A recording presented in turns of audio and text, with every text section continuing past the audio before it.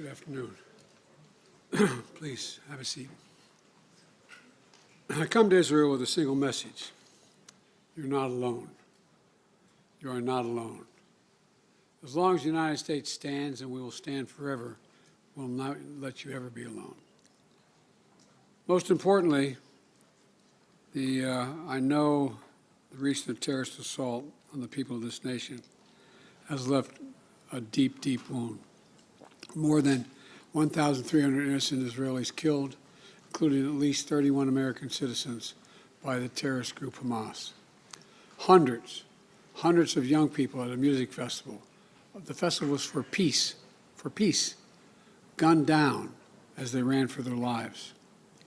Scores of innocents, from infants to elderly grandparents, Israelis and Americans, taken hostage. Children slaughtered, babies slaughtered, entire families massacred.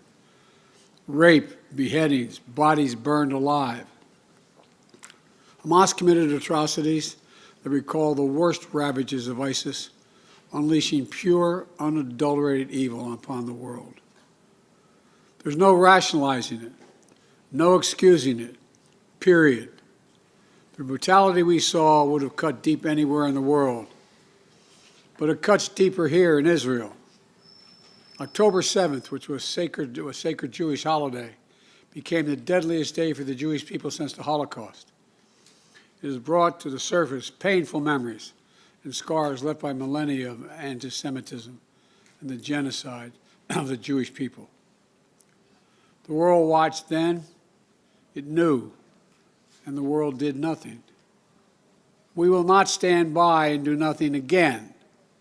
Not today, not tomorrow, not ever. To those who are living in limbo, waiting desperately to learn the fate of a loved one, especially to families of the hostages, you're not alone.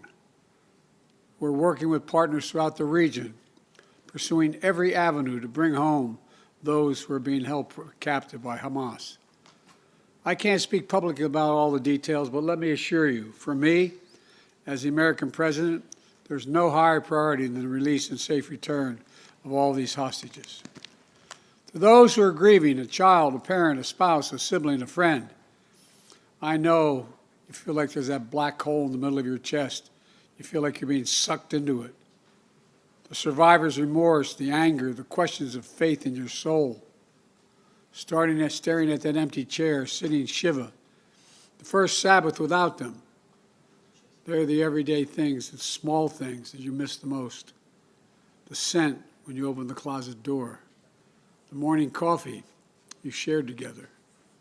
The bend of his smile, the perfect pitch of her laugh. The giggle of your little boy, the baby. For those who have lost loved ones, this is what I know. They'll never be truly gone. There's something that's never fully lost.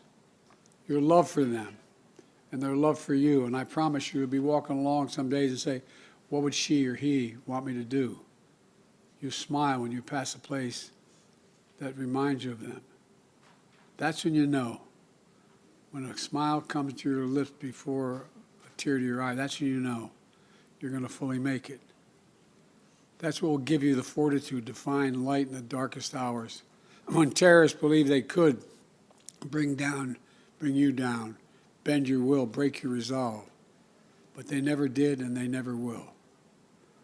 Instead, we saw incredible stories of heroism and courage, of Israelis taking care of one another, neighbors forming watch groups to protect their kibbutz, opening their homes to shelter survivors, retired soldiers running into danger once again, civilian medics flying across rescue missions, and off-duty medics at the music festival caring for the wounded before becoming a victim himself. Volunteers retrieving bodies of the dead so families could bury their loved ones in accordance with Jewish tradition. Reservists leaving behind their families, their honeymoons, their studies abroad without hesitation, and so much more. The State of Israel was born to be a safe place for the Jewish people of the world. That's why it was born. I've long said, if Israel didn't exist, we'd have to invent it. While it may not feel that way today, Israel must again be a safe place for the Jewish people.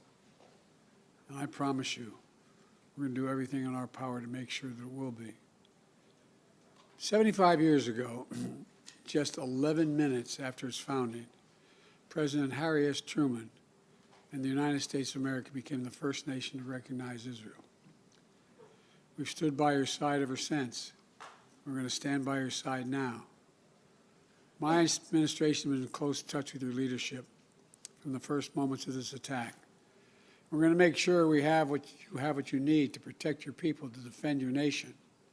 For decades, we've ensured Israel's qualitative military edge. And later this week, I'm going to ask the United States Congress for an unprecedented support package for Israel's defense. We're going to keep Iron Dome fully supplied so it can continue standing sentinel over Israeli skies, saving Israeli lives. We've moved U.S. military assets to the region, including positioning the USS Ford Carrier Strike Group in the Eastern Mediterranean, with the USS Eisenhower on the way to defer further aggression against Israel and to prevent this conflict from spreading. The world will know that Israel is stronger than ever. And my message to any state or any other hostile actor thinking about attacking Israel remains the same as it was a week ago. Don't. Since this terrorist attack took place, we've seen it described as Israel's 9/11.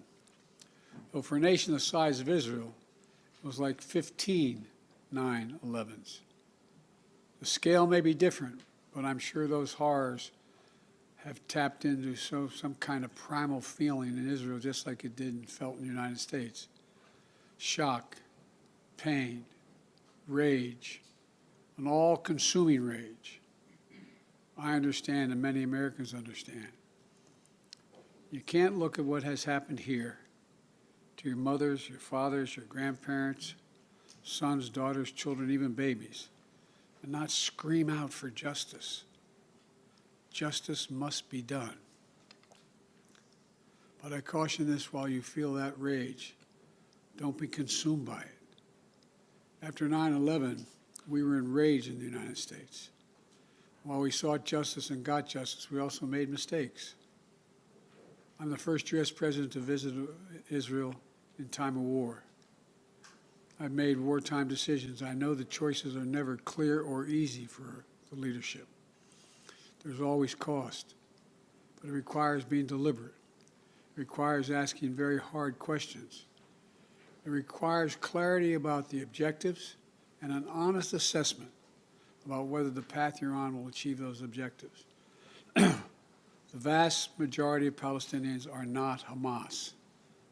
Hamas does not represent the Palestinian people.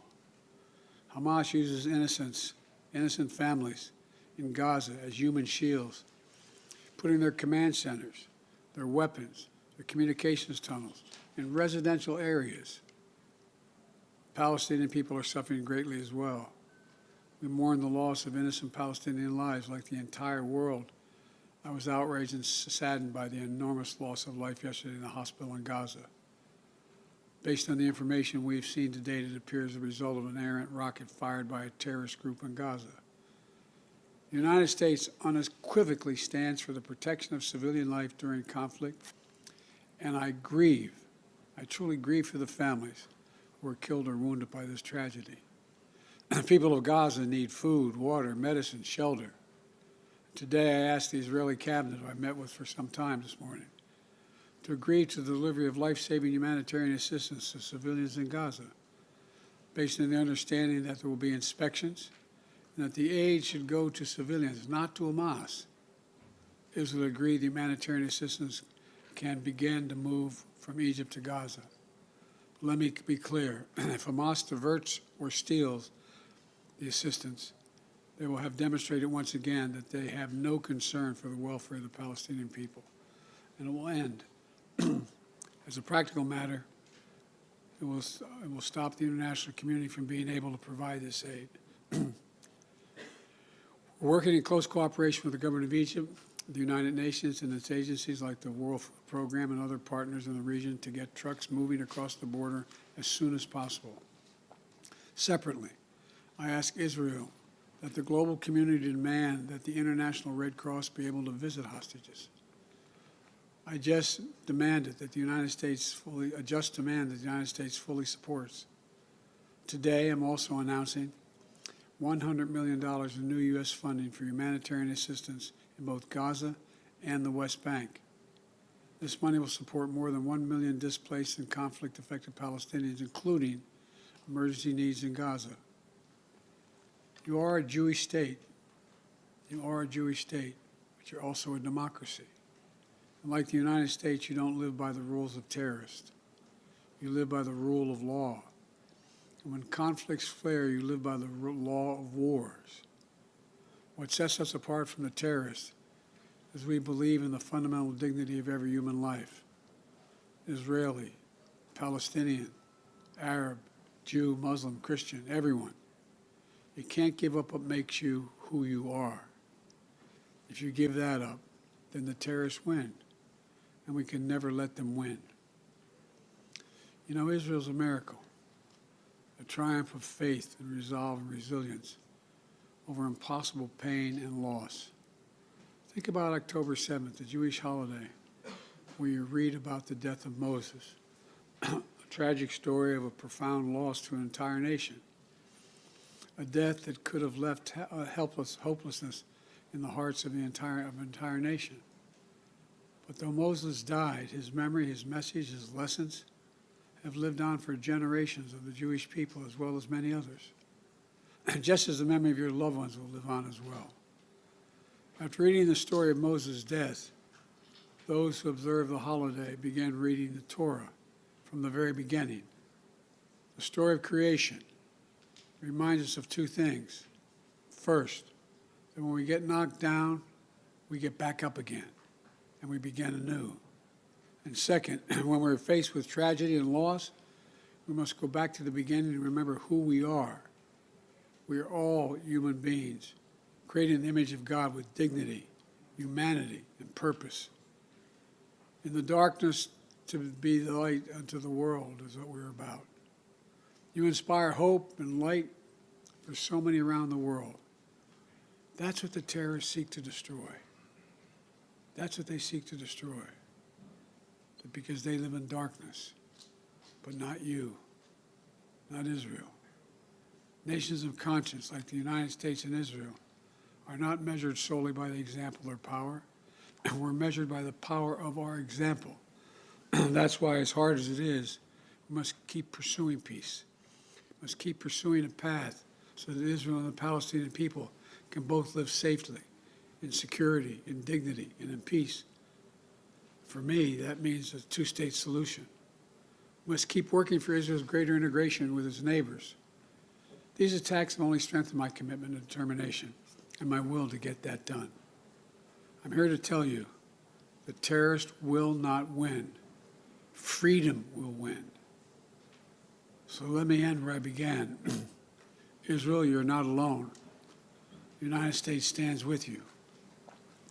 I've told the story before, and I'll tell it again, of my first meeting with an Israeli prime minister 50 years ago as a young senator. I was sitting across from Golda Meir at her desk in her office.